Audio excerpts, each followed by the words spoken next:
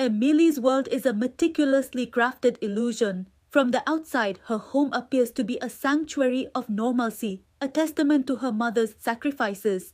Yet, beneath this polished facade lies a suffocating reality of emotional abuse and financial exploitation. Since her teenage years, Emily has been her mother's unwitting financial pillar, forced to work tirelessly and surrender nearly every penny to cover household expenses.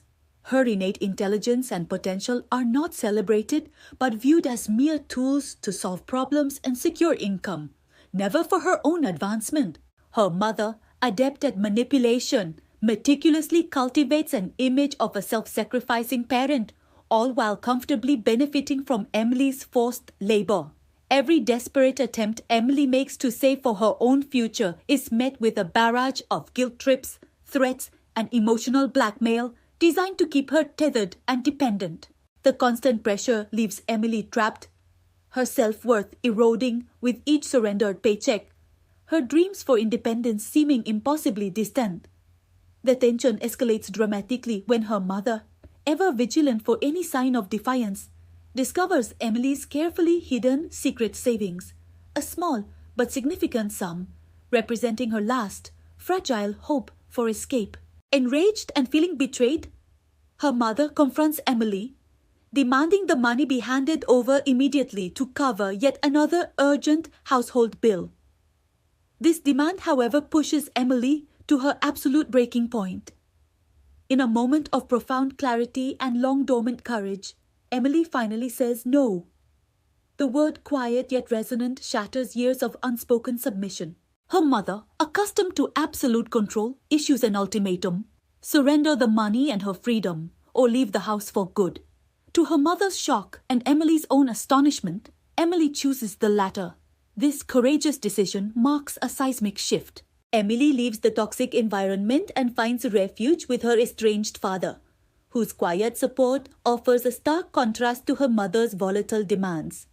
The immediate aftermath is a revelation. The constant anxiety lifts, replaced by an unfamiliar sense of peace and the freedom to breathe. Simultaneously, the financial lifeline her mother had relied upon is abruptly severed. The facade of her mother's sacrifices crumbles as she is forced to confront her own financial irresponsibility, eventually facing legal obligations she can no longer offload. Freed from the relentless pressure, Emily flourishes. She focuses on her studies, her intelligence finally recognized and nurtured. She excels academically, culminating in a full scholarship that propels her towards a future entirely of her own making. Emily not only escapes the suffocating grip of her past, but also decisively breaks the manipulative cycle that had defined her existence. She reclaims her sense of self, her dignity, and builds a new life, one where she is truly the architect of her own sky. The porch light was a beacon of deception. It glowed with a warm, welcoming amber hue against the siding of our suburban colonial, casting long, idyllic shadows across the manicured lawn. To the neighbors, to the mailman, to anyone driving past at 10 o'clock on a Tuesday night, 42 Oak Creek Lane was a portrait of stability. It was the home of Catherine, the selfless single mother, and her diligent daughter. But standing there, with the heavy brass key biting into my palm and the ache of an 8-hour shift throbbing in the arches of my feet, I knew better. The light wasn't a welcome. It was a spotlight on a stage where I had forgotten my lines years ago. I turned the key silently. The lock tumbled with a well-oiled click. Mother couldn't tear by the squeaky hinge, and I stepped into the foyer. The air inside was always 5 degrees cooler than comfortable, scented aggressively with lemon verbena and the underlying metallic tang of bleach. It was the smell of erasure. Dirt didn't exist here. Mess didn't exist here. And if I wasn't careful, I sometimes felt like I didn't exist here, except as a mechanism to keep the lights on. Emily? The voice floated from the kitchen, melodic and sharp, like a violin string pulled too tight. Yes, Mom. It's me, I called back, my voice sounding thin in the vaulted hallway. I toed off my work shoes, wincing as my heels hit the hardwood. They were cheap black non-slips that smelled of fryer grease and stale coffee, a stark violation of the pristine entryway. I picked them up immediately, knowing better than to leave them on the mat. I walked into the kitchen.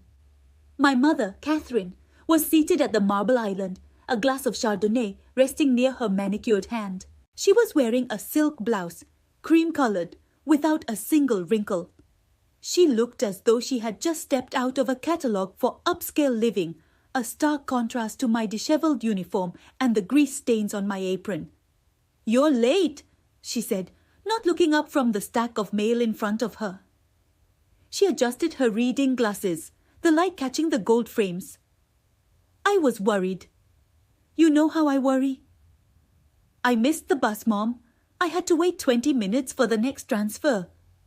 I walked to the sink to wash my hands, scrubbing aggressively to get the smell of the diner off my skin. "Well," she sighed, a long tragic exhalation that seemed to suck the oxygen out of the room. "I suppose that can't be helped. Although if you had managed to keep that car running..." "The transmission blew, Mom. We couldn't afford to fix it." "We," she repeated softly, finally looking at me. Her eyes were a piercing blue, beautiful and cold. "Yes, we. That's the word of the day, isn't it? We are a team, Emily. You and I against the world.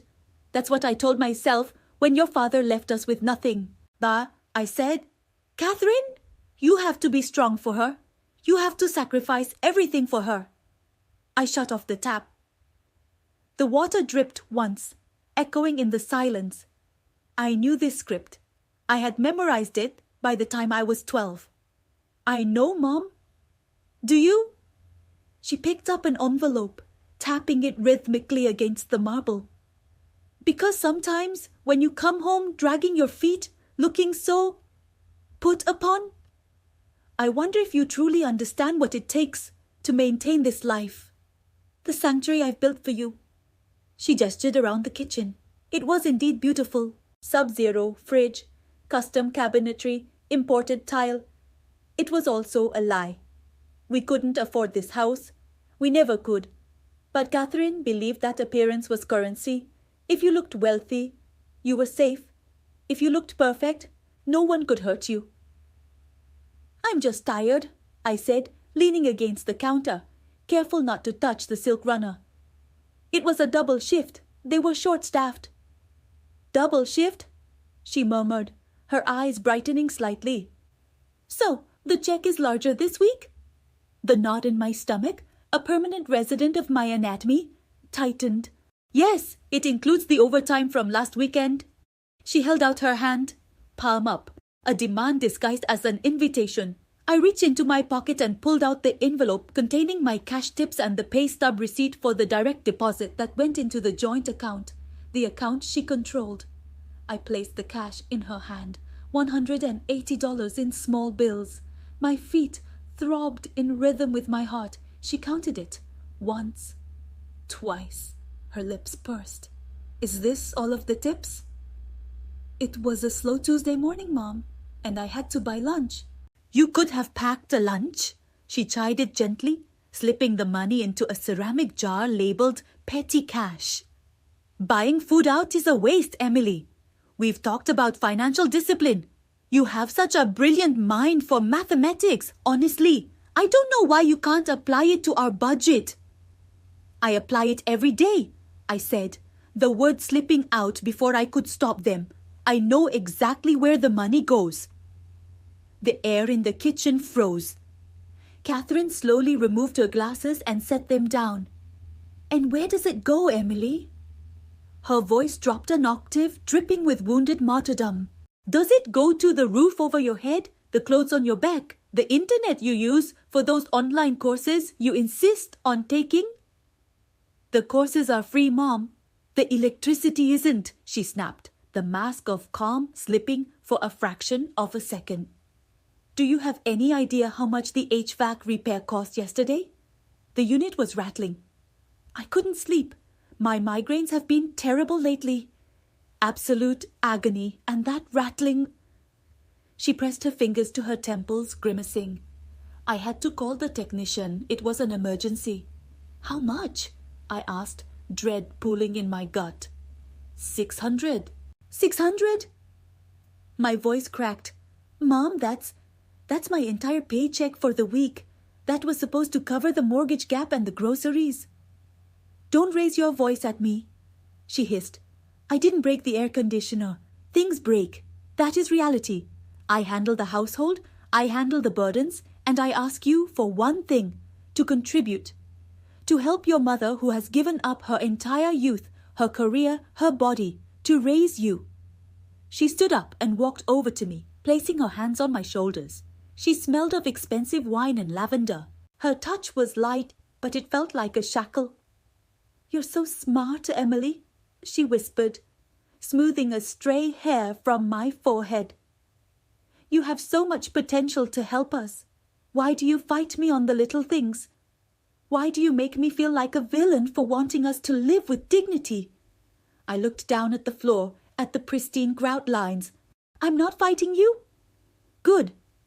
She kissed my forehead. Because I can't take the stress. The doctor said my blood pressure is up again.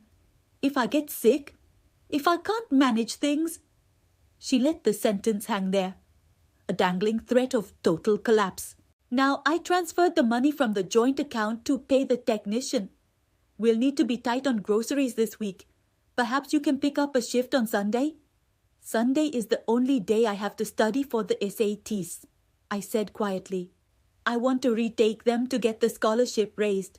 Oh, Emily, she laughed, a light tinkling sound that held no humor. You're always chasing these dreams.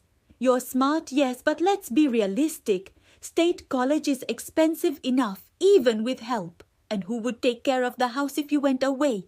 Who would take care of me? She pulled back and smiled, a radiant, practiced smile. We're happy here, aren't we? Just us girls. Yes, Mom, I lied. It was the only currency she accepted. Go shower, she said, dismissing me as she turned back to her wine. You smell like grease. It's permeating the kitchen. I walked up the stairs, my legs feeling like they were filled with lead. The hallway was lined with photos of us. Me at graduation, smiling stiffly. Me at my 16th birthday, wearing a dress she chose, holding a cake she bought, surrounded by her friends. There were no pictures of me reading or solving equations or doing the things that actually made me feel alive. I was a prop in the gallery of her life. My room was the smallest in the house, originally a sewing room. It was the only place that felt remotely mine, though even here the door had no lock. Catherine claimed it was a fire hazard, but I knew it was about access. I sat on the edge of the twin bed and stared at the stack of textbooks on my small desk. Calculus, advanced physics, literature. They were heavy, dense books I had salvaged from the library, sales, or borrowed from teachers who saw something in me that my mother refused to acknowledge. I opened the physics book, staring at the formulas for potential energy. Mass times gravity times height. It was so simple on paper, energy waiting to be released. But in this house, the laws of physics didn't apply. Here, energy was created only to be consumed by a black hole of need. I thought about the $600. I did the mental math instantly. If she transferred the whole check, the account balance would be less than $50. The water bill was due on the 15th. That was 3 days away. She would send me back to work. She would make me call the manager and beg for hours. And when I came home exhausted, with calluses on my hands and a mind fogged by fatigue, she would take the money with a sigh, complaining about how hard it was to balance the ledger, how the stress was killing her. I pulled my knees to my chest. I was 19 years old.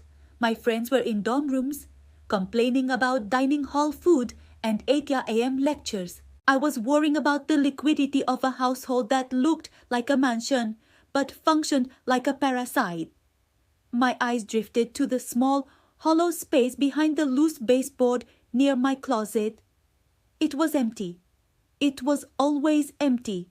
Every time I thought about hiding a 10 or 20, the guilt would claw at my throat. I would hear her voice. I sacrificed everything for you. How could I steal from her? How could I be so selfish as to keep money for myself when the HVAC was broken, or the car needed tires, or she needed that specific herbal supplement for her nerves? But tonight, the exhaustion felt different. It wasn't just physical, it was a deep spiritual erosion. I looked at my hands, dry, cracked from washing dishes, shaking slightly. I am smart, I whispered to the empty room, testing the weight of the words. I'm not just a tool. Downstairs, I heard the television turn on. The volume was loud. She did that so she wouldn't feel alone. I heard the clink of the wine bottle against the glass. I lay back on the pillow, staring at the ceiling. The white paint was flawless, smooth, unbroken.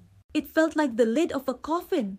I closed my eyes, and for a moment, I didn't dream of the future. I didn't dream of university halls or laboratories. I just dreamed of a room. Any room, where the air didn't smell like bleach, and the silence didn't demand to be paid for. Tomorrow, I would wake up at 6. I would make her coffee. I would go to the diner. I would smile at customers who didn't see me. I would earn the gold, and I would bring it home piece by piece to weigh myself down until I couldn't move at all. But as sleep finally dragged me under, a single dangerous thought flickered in the darkness, brighter than the porch light, sharper than her words. The HVAC unit hadn't been rattling. I had been in the living room the night before. It had been silent. The realization hit me with the force of a physical blow. Even as consciousness slipped away, there was no repair. There was no technician. There was just the money and her need for it, and the lie that kept the machinery of our life running. She had lied. And for the first time, the guilt didn't rush in to excuse her. For the first time, all I felt was the cold, hard clarity of the math. And the numbers didn't add up. The floorboard under the heavy oak wardrobe in my bedroom had a distinct, high-pitched groan if you stepped on it with your full weight. But if you pried it up gently with the flat edge of a metal ruler, it made no sound at all. Beneath it lay a hollow space filled with dust bunnies and the dry, stale air of the house's foundation, and now a small, terrifying secret wrapped in a plastic sandwich bag. My hands trembled as I knelt there, the morning light filtering through the blinds in thick, dusty bars. I held a crumpled $10 bill and 3 ones, tips from yesterday Gigu S double shift at the diner that I had in, DT declared. Usually the protocol was absolute.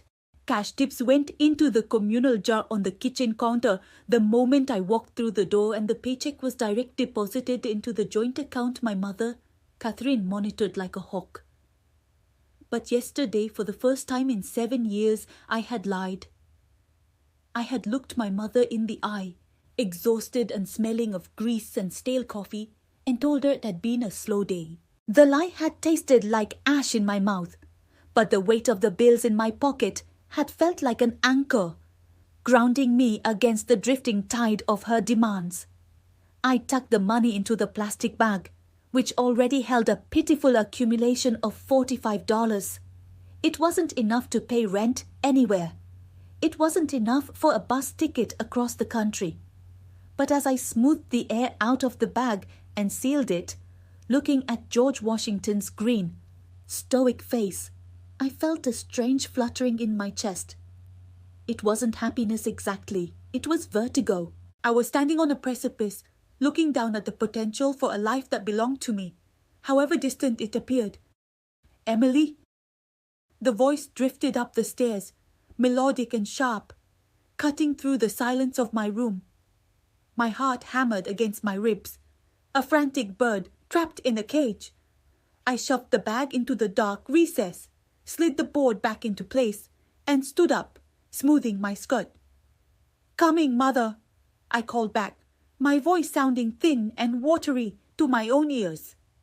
I took a moment to breathe, staring at my reflection in the vanity mirror. My eyes looked hollow, dark circles bruising the skin beneath them. I looked older than 24. I looked like a woman who was slowly disappearing. "Keep it together," I told the reflection. She can smell fear. Downstairs, the kitchen was a marvel of domestic perfection. The granite countertops gleamed, reflecting the morning sun. The scent of lemon verbena cleaner hung heavy in the air, masking the smell of the breakfast Catherine was preparing. She stood by the stove, flipping an omelette with the practiced grace of a woman who performed motherhood rather than lived it. "There you are," she said without turning around. "You slept late. I almost came up to check if you were ill." "I was just organizing my closet," I lied again. The deception was becoming a habit, a second skin I was forced to wear. Looking for that old winter coat. Catherine turned then, sliding the omelette onto a pristine white plate. She offered me a tight, martyr-like smile. "Well, sit, eat. You need your strength. I saw the schedule. You're closing tonight?" "Yes," I said, sliding into my seat at the island. I picked up a fork, but my stomach was a knot of anxiety. "Good," she sighed, wiping a non-existent spot from the counter. "The electric bill came in yesterday. It's astronomical, Emily, simply astronomical. I don't know what you're doing with the lights upstairs, but we have to be more vigilant. I've already cut back on my own groceries just to make sure we have enough for the heating oil next month." The guilt trip was immediate, a familiar weight settling on my shoulders. In the past, this was the moment I would have apologized profusely, promising to work extra hours, offering to sell some of my old textbooks, anything to alleviate the burden she claimed to carry alone. But today, the image of the sandwich bag under the floorboard flashed in my mind. "I'm careful with the lights, Mother," I said quietly, focusing on the yellow fluff of the eggs. "I'm not accusing you," she said, her tone shifting to that dangerous hurt frequency. "I'm just sharing the reality of our situation. It's not easy keeping this roof over our heads. I do it for you, you know. So you have a safe place, a sanctuary." She walked around the island and placed a hand on my shoulder.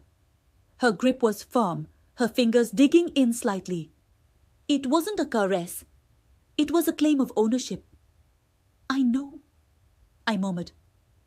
"I worry about you," she continued, her voice dropping to a whisper. "You seem distant lately, distracted. You're not hiding anything from me, are you?" I froze mid-chew. The air in the kitchen seemed to vanish. I forced myself to swallow, the food scraping down my throat like sandpaper. I turned to look at her, forcing my expression to remain neutral, masking the panic that was clawing at my insides. "Hiding anything?" I repeated. "Like what?" Catherine studied my face, her eyes narrowing slightly. They were pale blue, ice cold and penetrating. She was looking for the micro-expressions, the telltale flinch that would give me away. She knew me better than I knew myself, because she had spent my entire life sculpting me. "I don't know," she said slowly, releasing my shoulder and walking back to the sink. "Just things. You know I only ask because I want to protect you. The world eats up girls like you, Emily. Naive girls. Without me managing things, where would you be?" "I don't know," I said, and this time it was the truth. I didn't know who I was without her control, but I was desperate to find out. The days that followed blurred into a cycle of exhaustion and clandestine calculation. Every shift at the diner became a covert operation. I became an expert at sleight of hand. A $5 bill slipped into my shoe. A handful of quarters buried deep in the lint of my pocket. I stopped buying lunch during my breaks, claiming I wasn't hungry, and squirreled away the few dollars I would have spent on a sandwich. The hunger was a constant gnawing companion, but it was sharper and cleaner than the suffocating fullness of my mother's house. Every hunger pang was a reminder of the money growing in the floorboard. $50, $62, $80. It was a pathetic sum in the grand scheme of the economy, but to me it was a fortune. It was the price of a bus ticket to the next state. It was a deposit on a cheap motel room for 2 nights. It was the seed of a future. But as the stash grew, so did the tension in the house. Catherine was prowling. She began to enter my room when I wasn't there. I knew because the alignment of my things was ever so slightly off. The books on my nightstand were stacked in a different order. The drawers of my desk were closed tighter than I left them. She was hunting, sensing a shift in the power dynamic, but unable to locate the source. One rainy Tuesday evening, the pressure reached a near boiling point. I had just come home, soaked to the bone, my sneakers squelching on the hardwood of the foyer. I had $20 tucked into my sock, a generous tip from a businessman who had pitied my exhaustion. "Shoes," Catherine snapped from the living room. "Don't ruin the floors." I kicked off my sneakers, conscious of the bulge in my sock. "Sorry, it's pouring out there." I moved to head upstairs, desperate to secure the money, but she called me into the living room. She was sitting in her armchair, a pile of papers on her lap, the bank statements. "Sit," she commanded. I sat on the edge of the sofa, water dripping from my hair onto my jeans. "I'm looking at the deposits for this month," she said, not looking up. The rustle of the paper sounded like dry leaves skittering on pavement. "Your hours were the same as last month, give or take a shift, but the total deposit is down by nearly $100. My heart stopped. I had been careful. I had only skimmed cash tips, never touching the recorded hourly wages. "Taxes?" I suggested, my voice tight. "Or maybe the withholding changed." Catherine looked up then, over the rim of her reading glasses. The look she gave me was withering. "I checked the tax rates, Emily. They haven't changed, and I called the diner manager." The room spun. You called my boss?" "I was concerned," she said smoothly. "I thought perhaps there was a mistake with payroll. I didn't want you to be taken advantage of." "What did he say?" I asked, my fingernails digging into the palms of my hands. "He said business has been steady. He said you're a good worker." She paused, letting the silence stretch until it was almost unbearable. "He also mentioned that people have been tipping well lately." She set the papers down on the side table and leaned forward, her eyes locking onto mine. "Where is the money, Emily?" The question hung in the air, heavy and poisonous. "I told you." I stammered, my brain firing rapidly, looking for an escape route. It was a slow week for my tables. I got the bad section. The one near the kitchen doors. People don't tip well when they're sitting in a draft. It was a plausible lie. We had discussed the bad section before. Catherine stared at me for a long, agonizing minute. I could see the gears turning in her mind, weighing my words against her intuition. She knew I was lying. She just couldn't prove it yet. And without proof, she couldn't justify the explosion she was holding back. "You need to work harder," she said finally, leaning back in her chair, her disappointment radiating off her like heat. "We have the property tax coming due in 3 months. I cannot do this alone. If you are holding out on me, Emily, if you are being selfish while I sacrifice my life for you—" "I'm not," I whispered. "I'm doing my best." "Your best isn't good enough right now," she said coldly. "Go get dry. You're dripping on the rug." I fled the room, my legs shaking so hard I nearly tripped on the stairs. I made it to my bedroom and closed the door, leaning against it, gasping for air. The $20 in my sock felt like it was burning my skin. I couldn't hide it in the floorboard tonight. She was too alert, too close. I could hear her moving downstairs, pacing. She was agitated. She would come up here. She would search. I scanned the room frantically. Where was safe? My eyes landed on a box of old tampons under the bathroom sink. The brand I didn't use anymore but had none thrown away. No one looked there. It was gross. It was private. It was perfect. I rushed into the adjoining bathroom, peeled the damp sock off my foot, and retrieved the $20 bill.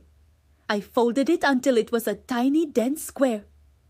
I opened the cardboard box, pulled out one of the wrapped applicators, carefully worked the money inside the hollow cardboard tube of the applicator itself, and placed it back in the box, burying it at the bottom. I washed my hands, staring at myself in the mirror. My face was pale, my eyes wide with terror. I looked like a fugitive. This is insane, I thought. This is my money.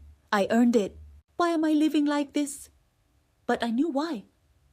I was living like this because the alternative was annihilation.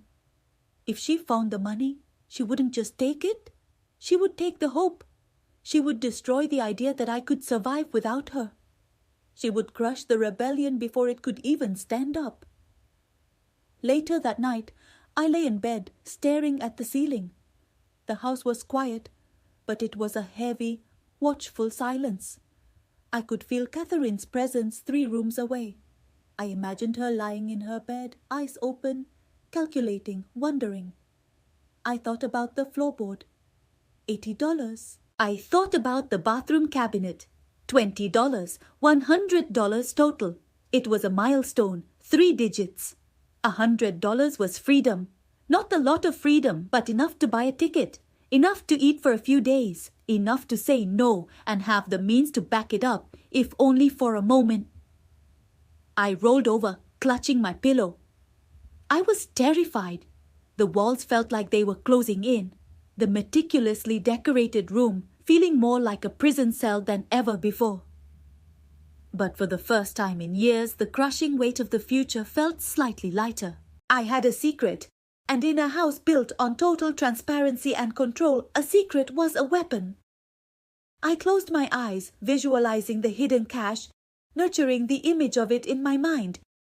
It was a fragile thing, a tiny green shoot pushing up through concrete. I would water it with my fear and my silence.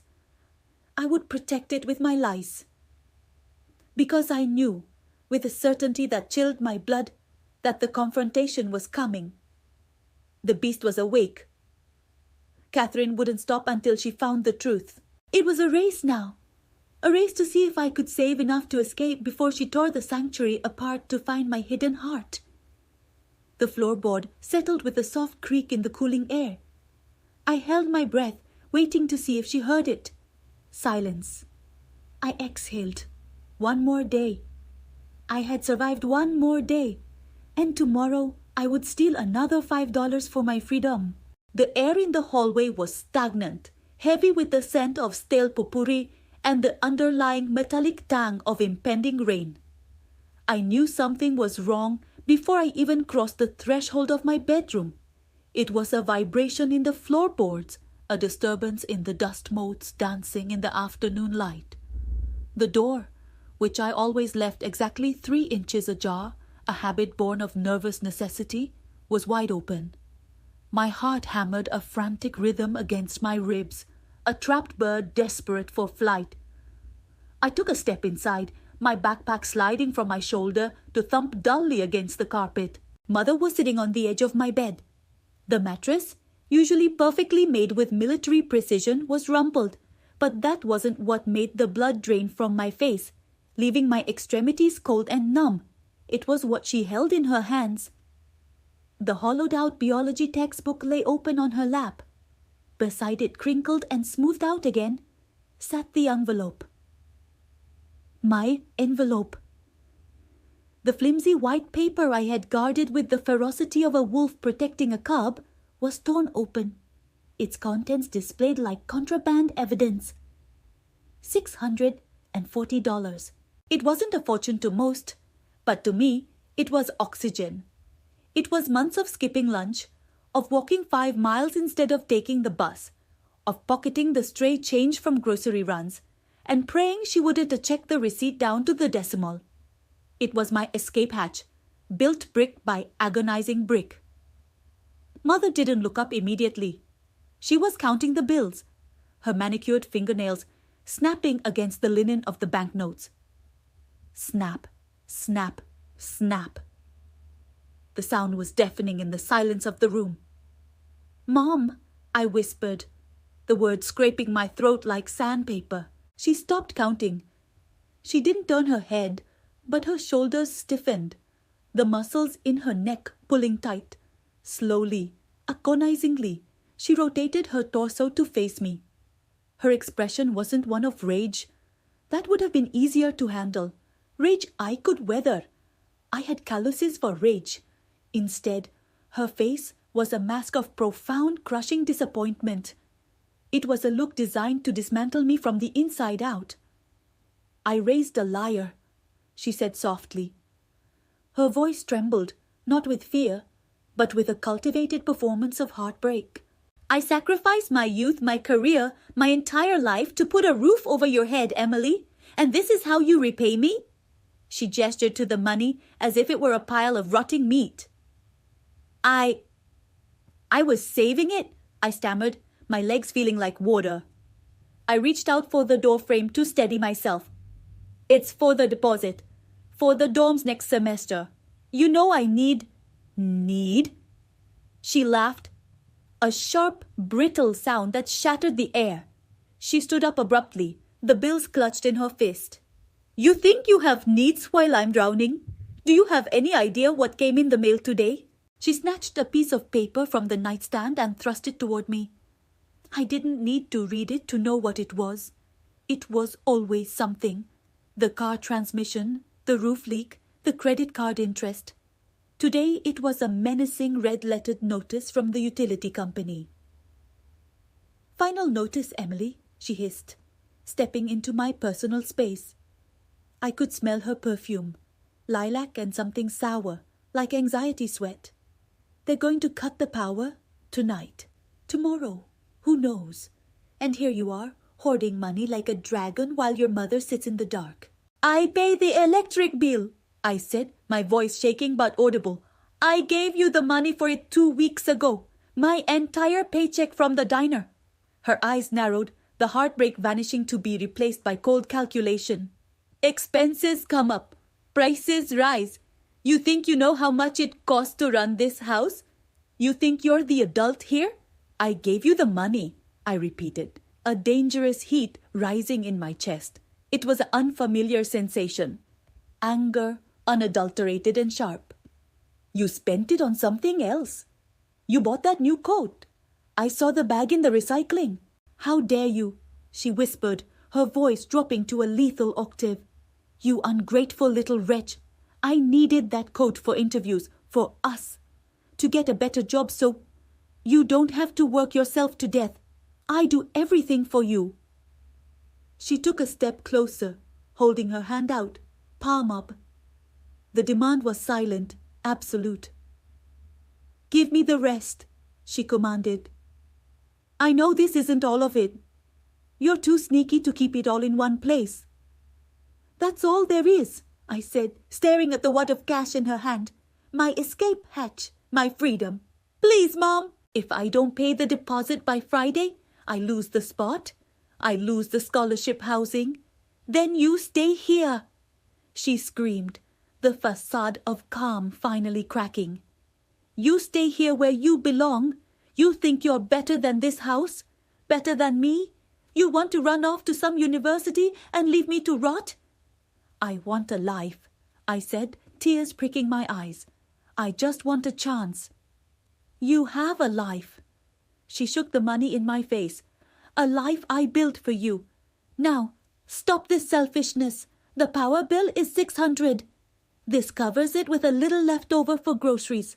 We're done discussing this." She turned to walk away, dismissing me, dismissing my future, assuming my capitulation as she always did.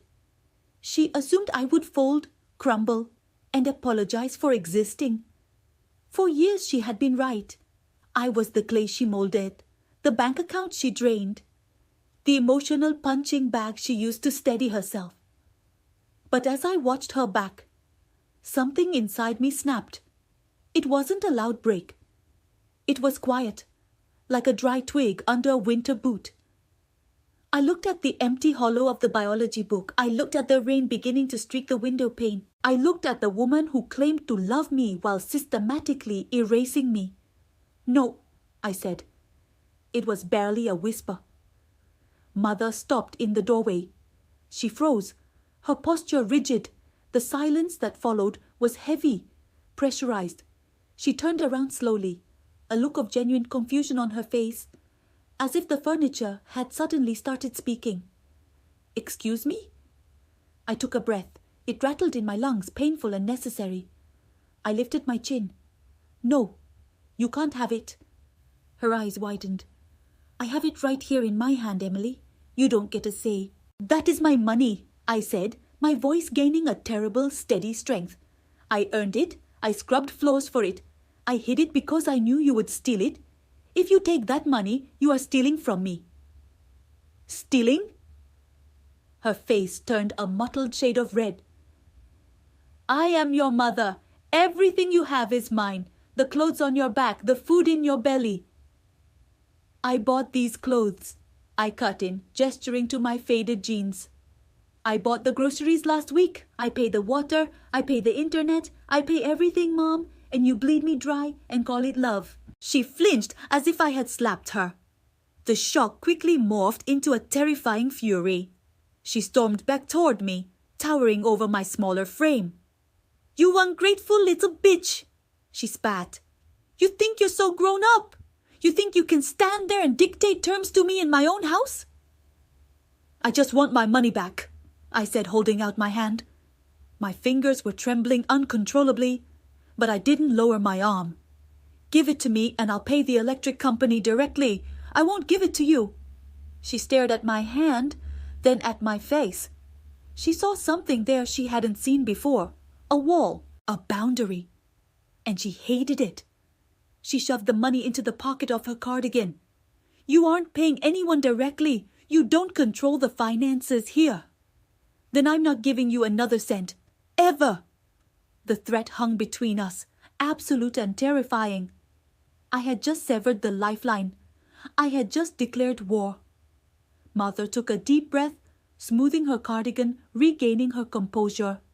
A cruel, cold smile touched her lips.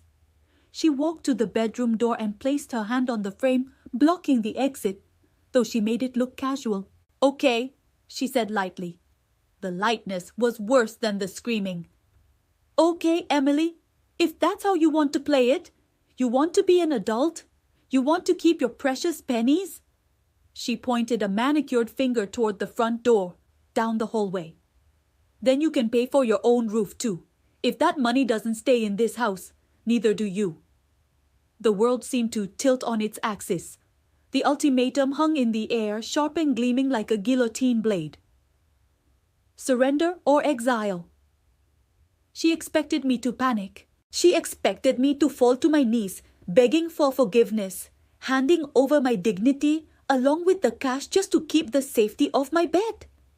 She watched me, her eyebrows raised in challenge.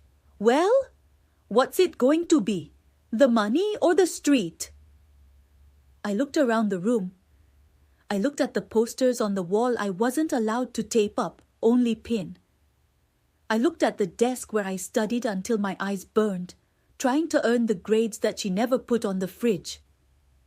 I looked at the bed, where I had cried myself to sleep 1,000 times, suffocated by the guilt she fed me. I realized then that this wasn't a sanctuary, it was a cage.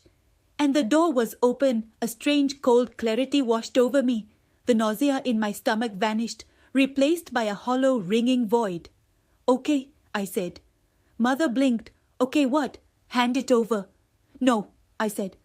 "Okay, I'll leave." The color drained from her face faster than it had from mine. "Don't be dramatic, Emily. You have nowhere to go. You have nothing." "I have nothing here either," I said. I didn't pack a suitcase. I didn't want to give her the time to realize I was serious, to physically block me or to start the weeping phase of the cycle. I had my backpack. It had my laptop, my chargers, and my ID. That was all I was. I stepped toward the door. She stood her ground for a moment, waiting for the bluff to end. When I didn't stop, when I walked right up to her personal space, she faltered. She stepped aside, confused, her mouth slightly open. I walked past her. I walked down the hallway, the floorboards creaking a farewell. "Emily!" she called out, her voice shrill, laced with sudden panic. "You walk out that door and you don't come back. You hear me? I won't have you crawling back when you realize how hard the world is." I reached the front door. My hand gripped the cold brass knob. It felt solid, real. "Emily!" She was running down the hall now. "I have your money. You can't leave without it." I turned to look at her one last time. She stood at the end of the hallway, clutching the stolen cash, her face twisted in a mixture of rage and terror. She looked small. For the first time in my life, she looked incredibly small. "Keep it," I said, my voice steady, resonating off the walls of the house that had consumed my youth. "It's the last thing you'll ever get from me." I turned the knob. The latch clicked, a sound like a gunshot in the quiet house. I pushed the door open and stepped out into the grey afternoon. The rain had started, a light, cold mist that felt like baptism. Behind me I heard her scream my name, a raw, ragged sound. Then came the slam of the door, but I didn't flinch, I didn't look back. I adjusted the strap of my backpack, felt the wet pavement under my thin soles, and took the first step of a life that was finally, terrifyingly mine. The heavy oak door clicked shut behind me. It was a small, mechanical sound, a tumble of tumblers, a shift of a latch. But in the midnight silence of the suburbs, it sounded like a gunshot. I didn't move immediately. I stood frozen on the rough texture of the welcome mat, my hand still hovering near the brass handle, half expecting the wood to splinter outward, for her to burst through and drag me back into the suffocating warmth of the hallway. I held my breath, my lungs burning, listening for the inevitable scream, the crash of a vase, the thunder of footsteps. But there was nothing, just the low rhythmic hum of the porch light and the distant hiss of tires on the highway 3 miles away. The bag on my shoulder felt impossibly heavy, though it contained only 2 changes of clothes, my laptop, and the worn envelope containing my bank book. It was the weight of a life dismantled in 10 minutes. I took a step backward, then another, until the gravel of the driveway crunched beneath my sneakers. The sound was deafening to my own ears, a betrayal of my location. But still, the front door remained closed. The night air hit my face, cool and damp.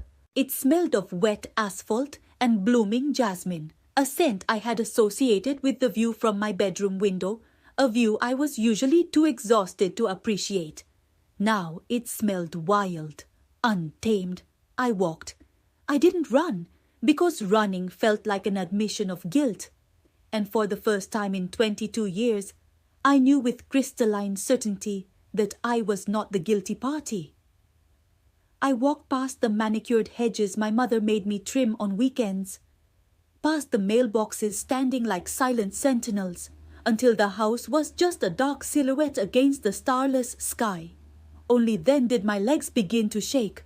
The adrenaline that had propelled me through the confrontation, that had hardened my voice when I said no, suddenly evaporated, leaving me hollow and trembling. I collapsed onto the curb 2 streets over, under the yellow wash of a street lamp, and fumbled for my phone. My fingers felt like sausages, numb and clumsy, as I scrolled to Dad. We hadn't spoken in 6 months. Catherine, my mother, had made the communication so difficult, so fraught with accusations of betrayal, that it had been easier to let the silence stretch. She had painted him as indifferent, a man who had abandoned us. But as I sat on the cold concrete, clutching the strap of my bag like a lifeline, I remembered the birthday cards he managed to sneak into my locker at school, the quiet checks he sent that my mother always intercepted. I pressed call before I could talk myself out of it. It rang once, twice, 3 times. "Emily?" His voice was thick with sleep, rough around the edges, but immediate. There was no hesitation, no annoyance at the hour. "Dad," I croaked. My voice was a wreck, splintering on the single syllable. I cleared my throat, trying to summon the strength that had just marched me out of my childhood home.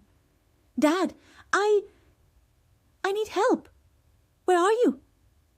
He didn't ask, why? He didn't ask, what time is it? He didn't ask, what did you do? He just asked for my location. I'm at the corner of Elm and Maple, near the park. Stay there. Lock your screen so the battery saves. I'm putting my shoes on now. 10 minutes. The line went dead, and for the first time that night, the crushing vice around my chest loosened just a fraction. Robert's car was a 10-year-old sedan, the kind my mother would have sneered at for being lower class.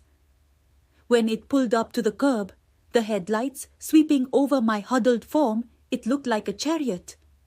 I climbed into the passenger seat. The interior smelled of old leather, peppermint, and faint hints of sawdust.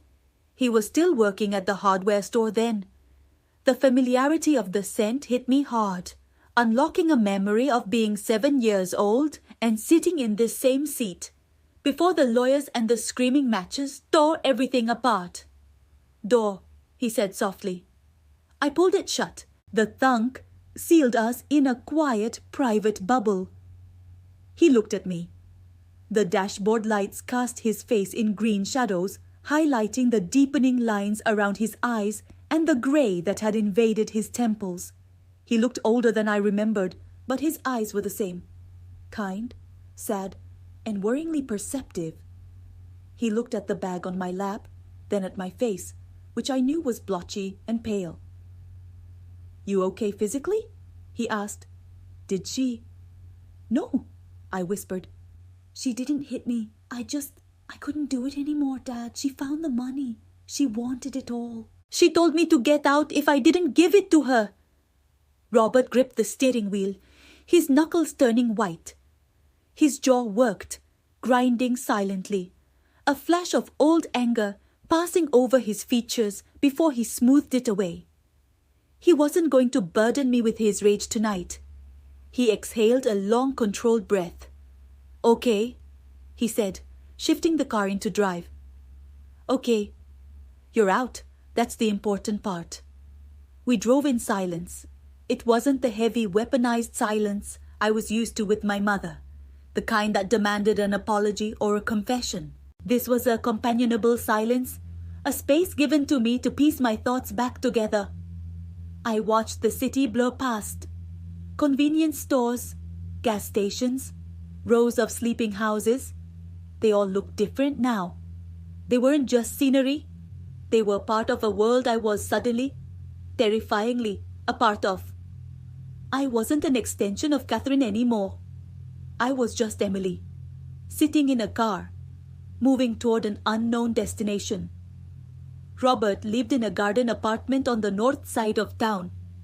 It was part of a brick complex with sensible landscaping and rows of identical balconies. We walked up the single flight of stairs, the sound of our footsteps echoing in the stairwell.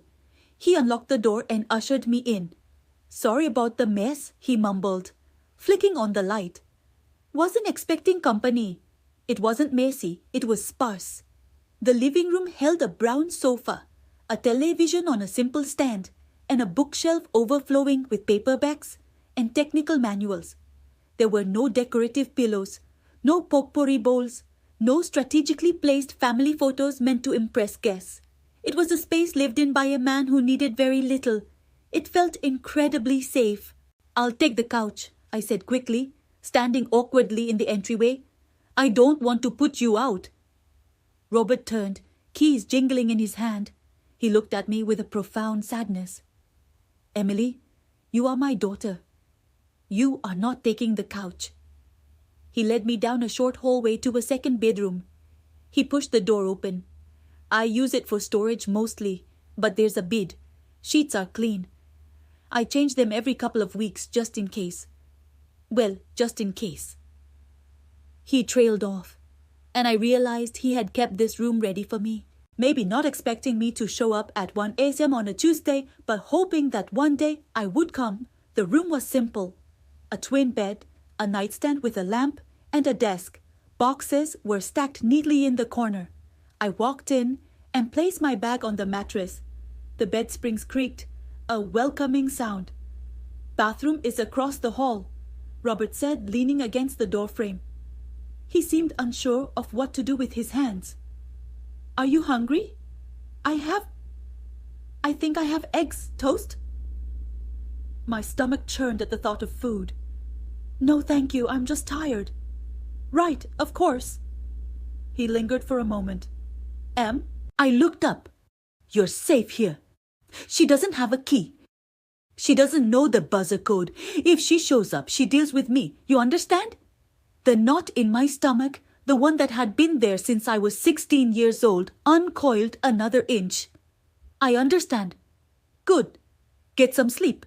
We'll figure out the rest in the morning. He closed the door, leaving it cracked open a few inches so a sliver of hallway light cut across the floor. I sat on the edge of the bed.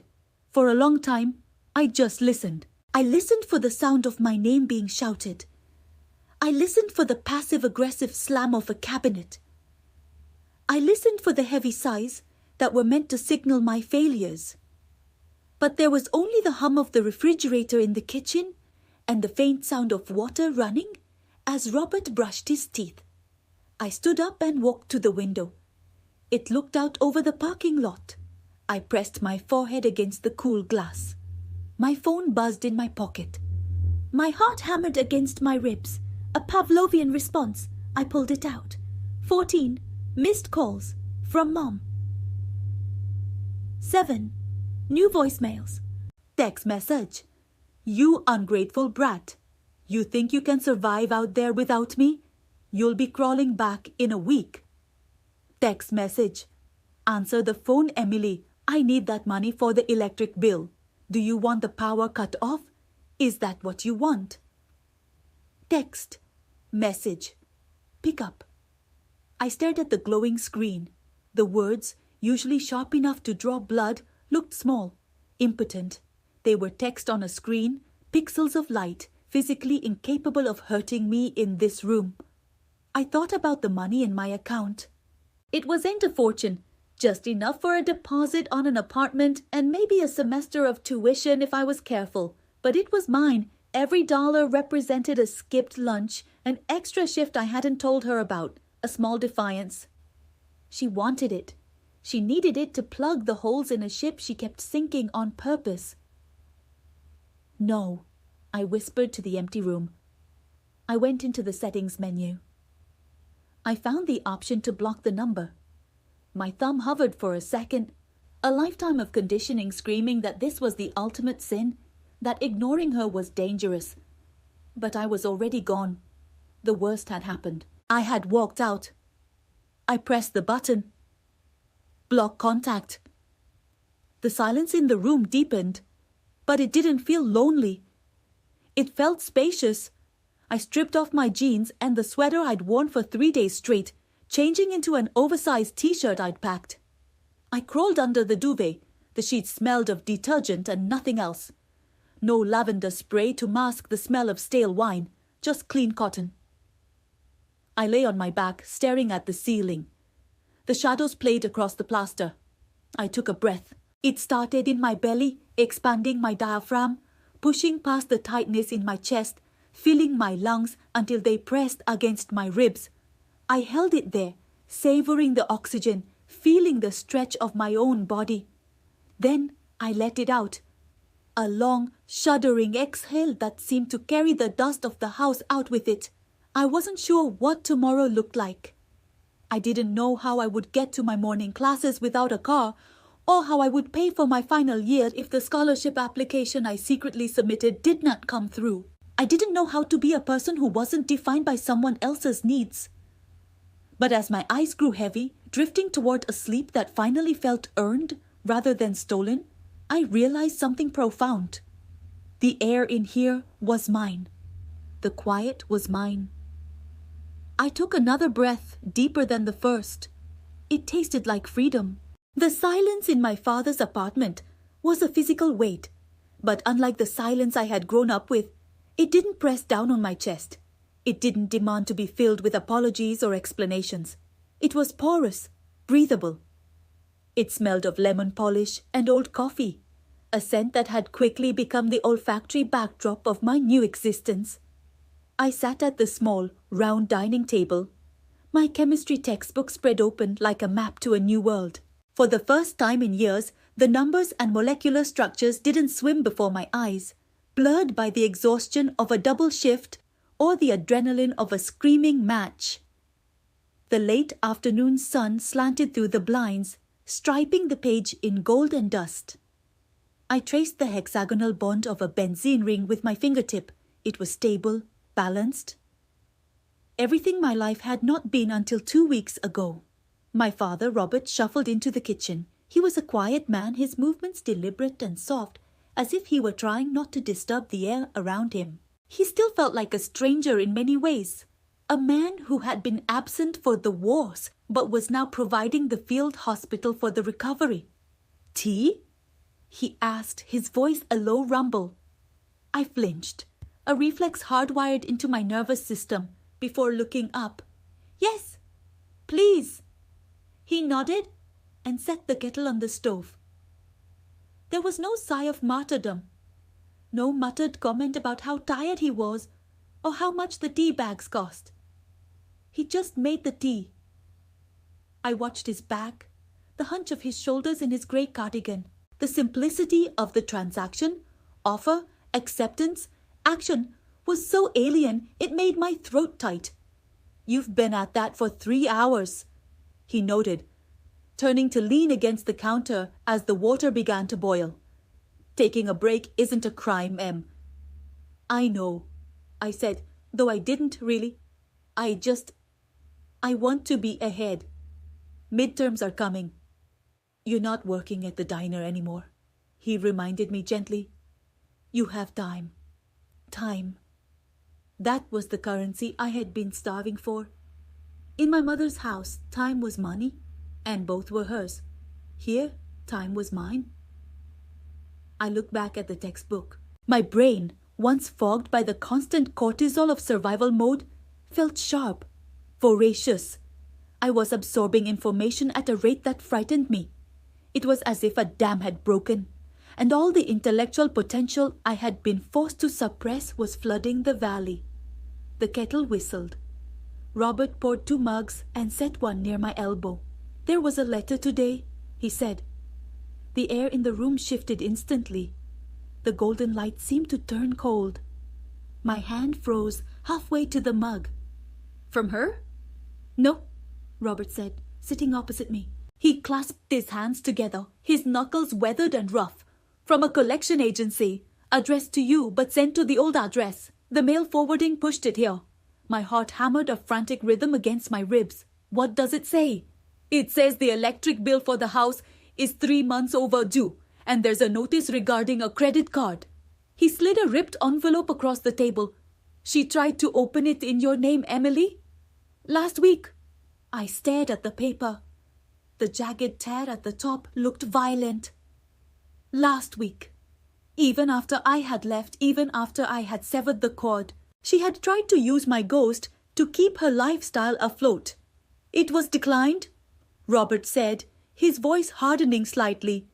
"Because I put a freeze on your credit the day you moved in. I suspected she might try something like this." I picked up the letter. It was a rejection notice for a high-interest credit card. The realization washed over me, cold and clarifying. "She's drowning," I whispered. "She's facing the consequences of her own arithmetic," Robert corrected. "She can't pay the bills, the house. Emily, without your income, she's months behind on everything. I heard from a mutual friend that she's looking at legal action from the bank. Foreclosure proceedings might start before the end of the year." I should have felt guilt. That was the program running in my background for a decade. Mother suffers, Emily fixes. Mother falls, Emily catches.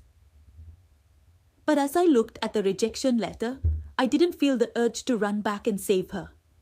I felt a profound, terrifying pity.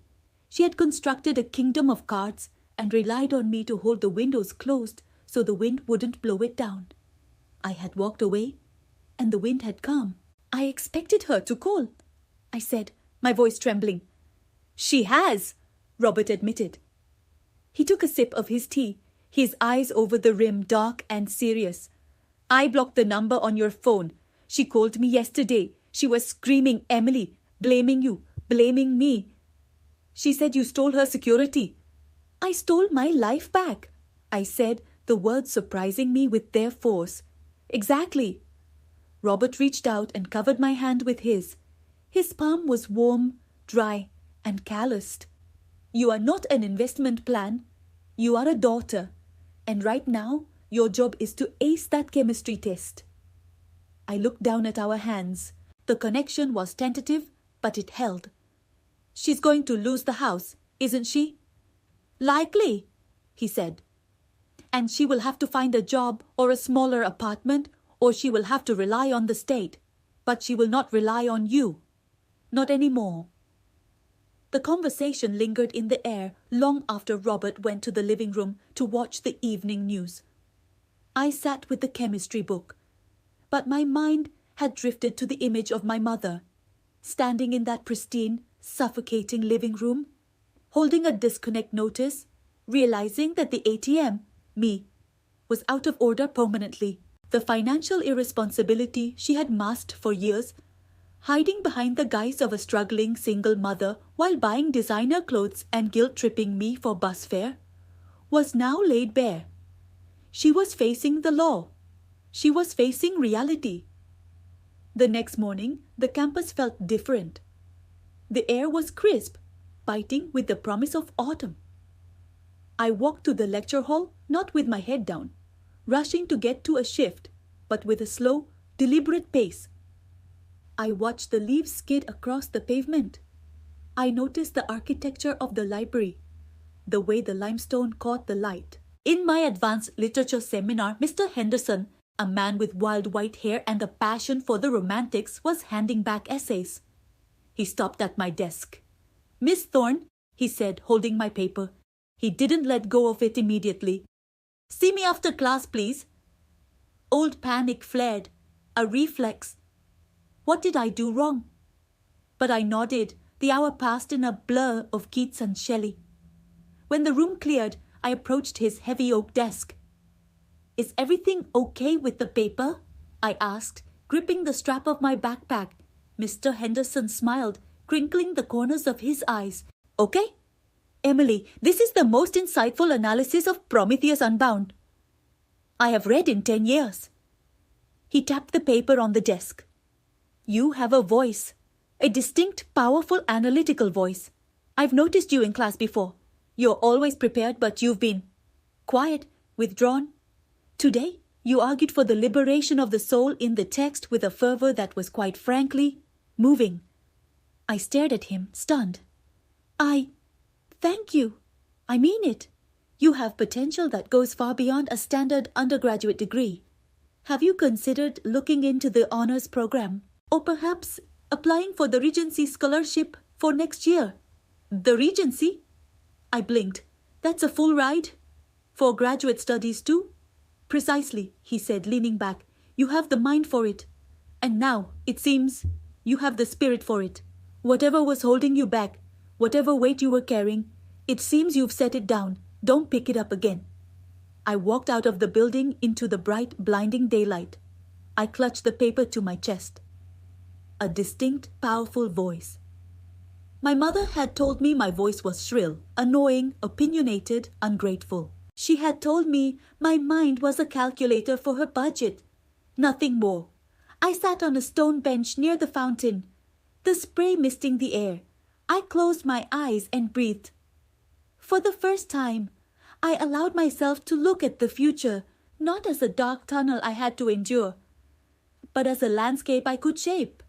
If I worked hard, for me, not for her, I could get that scholarship. I could be a scholar. I could be free, not just geographically, but financially and intellectually. My phone buzzed in my pocket.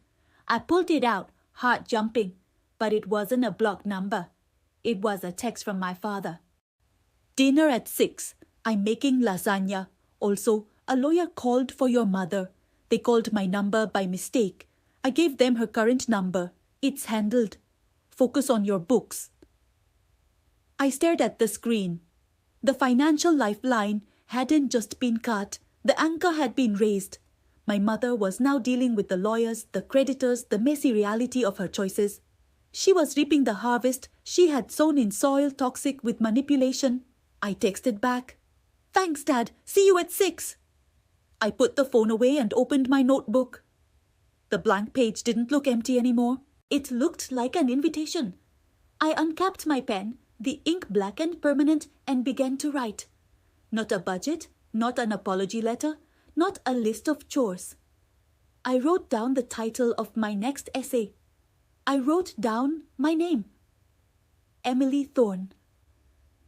It looked strong on the paper. It looked like a beginning. The reverberations of the explosion were still shaking the ground back at the old house, walls crumbling under the weight of debt and deception. But here, in the center of my own life, the dust was settling, the air was clear, and for the first time I could see the sky. The cursor blinked against the stark white background of the login portal, a rhythmic pulse that seemed to synchronize with the erratic thrumming of my heart. I sat at the scratched oak kitchen table in my father's house, the wood warm and rough under my forearms, a texture so different from the cold, glass-topped perfection of the dining table I had grown up with. Here, a ring from a coffee mug wasn't a sin punishable by 3 hours of screaming. It was just a mark of life, of existence. Outside, the late afternoon sun filtered through the swaying branches of the elm tree, casting dappled shadows across the linoleum floor. It was quiet. That was the thing I still struggled to articulate, even to myself, the quality of the silence. In my mother's house, silence was heavy, pressurized, a held breath before a detonation. Here, silence was just the absence of noise. It was peaceful. I jumped, my knee knocking against the table leg.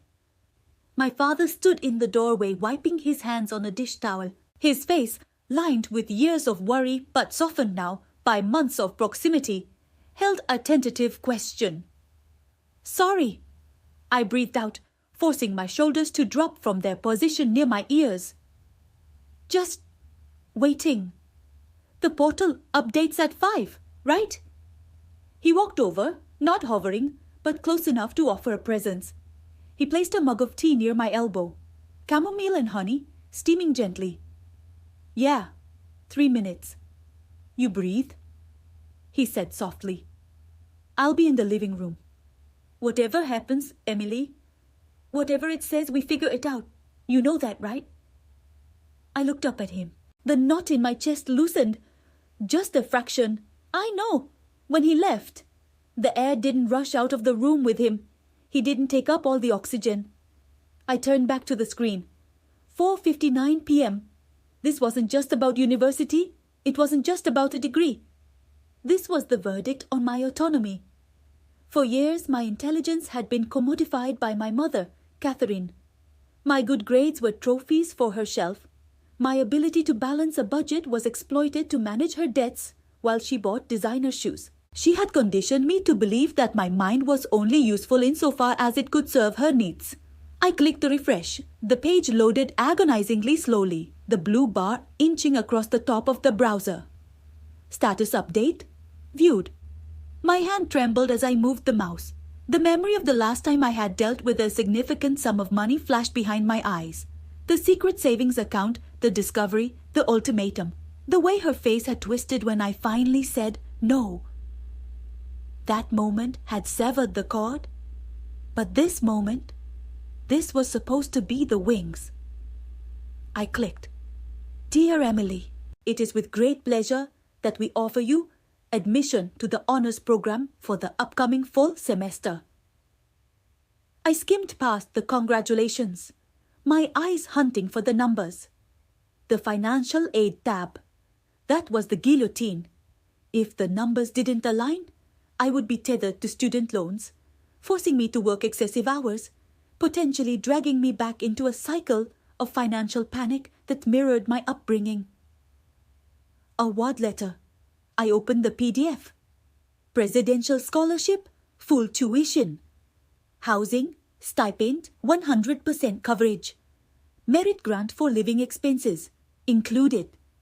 The world stopped. Literally, physics seemed to suspend. The hum of the refrigerator ceased. The birds outside paused mid-song. I read the line again, and the third time. Total family. Contribution $0. A sound escaped me, a strangled wet gasp that sounded like a sob. It wasn't sadness. It was the physical sensation of 1,000 pounds of lead armor disintegrating off my body. Dad! The word ripped out of my throat, louder than I intended. He was there in seconds, his boots skidding slightly on the floor. Em, what is it? I couldn't speak. I just turned the laptop toward him, pointing at the bolded figures at the bottom of the page. My vision was swimming, tears hot and fast spilling over my cheeks, dripping onto the collar of my oversized sweater. He leaned in, squinting slightly, reading the breakdown. He went still. Then he let out a long, low whistle. Full ride, he whispered. He looked at me, his eyes shining. Emily, you did it. A full ride. I don't have to work. I choked out, the realization hitting me like a physical wave. I mean, I can work if I want to, but I don't have to. I don't have to pay rent. I don't have to send money home. It's mine. It's all mine. He pulled me into a hug, smelling of sawdust and Old Spice. It was a sturdy, undemanding embrace.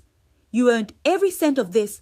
Nobody gave this to you. You took what was yours. We stayed like that for a long time, the tea going cold on the table. For the first time in my life, I wasn't an asset. I wasn't a retirement plan. I was just a daughter, and I was going to be free. Later that evening, the adrenaline had faded into a serene, bone-deep exhaustion. I sat on the back porch steps, the wooden slats cool beneath me. The sun had dipped below the horizon, painting the sky in bruising shades of violet and indigo. My phone buzzed in my pocket. A reflex of terror shot through me, an old pathway in my brain that expected a demanding text from my mother. Where is the money? Why haven't you answered? You ungrateful child. I pulled the phone out. It was a notification from my bank app, alerting me to a deposit from my part-time job at the library. Just a few $100s, but it was my few $100s. I hesitated, then opened my blocked messages folder. It was a form of self-harm, perhaps, or maybe just a way to measure the distance I had traveled. There was a voicemail from a blocked number, time-stamped 3 days ago. I pressed play, holding the phone away from my ear as if it might bite. Emily? Catherine's voice filtered through the tiny speaker. It lacked the imperious boom I was used to. It sounded thin, frayed. The lawyer is saying I have to sell the house. They're looking at the accounts, Emily. They're asking questions about the transfers I made in your name years ago. You need to come back and explain to them that we had an arrangement. You can't let them do this to me. After everything I sacrificed. I stopped the recording. 6 months ago, that voice would have paralyzed me. It would have sent me spiraling into a panic attack, scrambling to fix her mess, to shield her from the consequences of her own greed. I would have felt the crushing weight of obligation, the twisted narrative that I owed her my life because she had given birth to me. Now, I looked at the dark screen. No, I said to the empty yard. The word didn't shatter the earth. It didn't cause thunder. It just hung there, simple and absolute. She was facing the legal ramifications of years of financial mismanagement. She had used my identity, my credit, and my labor to prop up a facade of wealth. And now that the pillar was gone, the roof was caving in. It was a tragedy, objectively. But it was not my tragedy. I navigated to the voicemail settings and hit delete. Then I went a step further. I cleared the blocked folder entirely. The wind picked up, rustling the leaves of the oak tree overhead. I looked up. The sky was no longer a ceiling, lowering to crush me. It was vast. An infinite canvas of deep blue stretching into black, punctuated by the first few stars of the evening. I thought about the girl I was a year ago, hiding cash in a hollowed-out book, flinching at the sound of a garage door opening, calculating the cost of a loaf of bread against the fury of a mother who wanted wine. That girl felt like a stranger, a ghost haunting a house I no longer lived in. I stood up, the movement fluid and unburdened. The acceptance letter was printed out and sitting on the kitchen counter inside. A tangible ticket to a life where I answered only to myself. I would study literature, or maybe psychology, or maybe astrophysics. I would make mistakes that were mine to pay for. I would succeed in ways she couldn't claim credit for. My father's silhouette appeared in the kitchen window, washing the mugs we had used. He looked out, saw me standing there, and raised a hand in a quiet wave. I waved back. I stepped off the porch and into the grass, the dew cold against my bare ankles. I tilted my head back, drinking in the expanse above me. There were no ceilings here, no debts, no chains. The scars of the past were there. I could feel them in the way I still, meticulously, counted my change, in the way I apologized for taking up space. But they were fading white lines, not open wounds. They were reminders of the cage I had dismantled bar by bar. I took a deep breath, filling my lungs with the cool night air, tasting the jasmine and the damp earth. It tasted like possibility.